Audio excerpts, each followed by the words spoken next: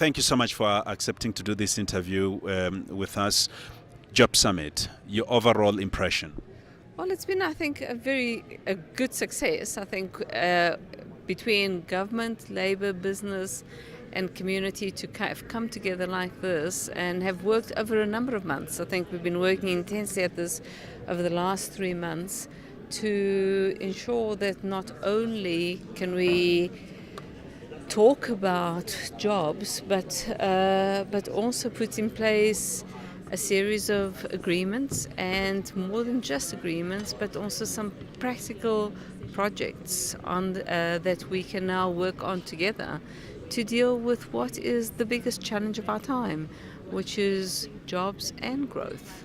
And this talks about what we will do together to begin to work away at the jobs issue, and recognizing that this alone is not going to solve it, but it makes a important starting point. In your view, what have been some of the challenges, if not stumbling blocks?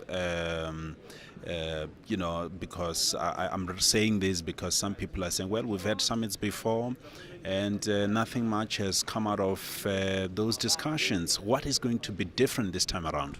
Well, I think, as I said a minute ago, part of this is that we've got a commitment from all parties that we are facing a huge crisis, that we have a country that we need to get to work, that jobs is the most important issue that we need to face up to, that we all need as South Africans to address this issue collectively, that none of us, whether you're in business or in labor or in government or part of or community, is going to be able to solve this problem on their own, that it's going to take us working together to find solutions, that there are going to be stumbling blocks as we go along, but that we have to put our hats on as South Africans first and find solutions, and that we're going to do, that we're going to need to get the economy back to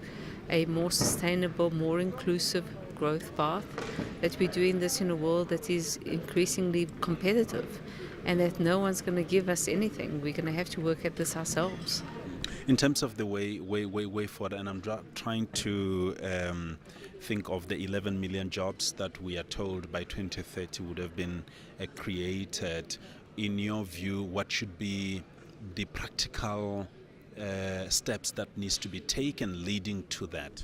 Well, I think in the documentation, if you go and have a look at the documentation, what we're talking about here, coming out of this job summit, is a series of very practical actions that we have committed to taking.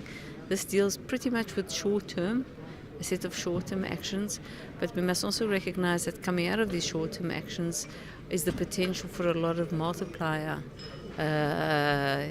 impact. So you create one job, and out of those jobs the potential for other jobs to be created on the back of that. There's also the option of creating, and not just the option, that when you create one job and you get some growth out of that, you build confidence, you build other jobs, you create more opportunity. And this is about that. These things don't happen in isolation.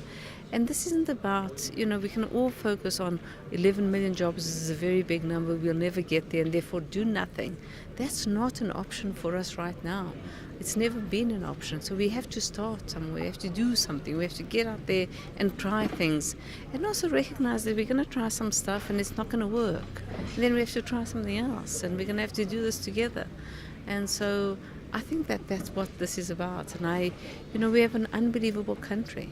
And we've got more opportunities than we think, and sometimes than we realize.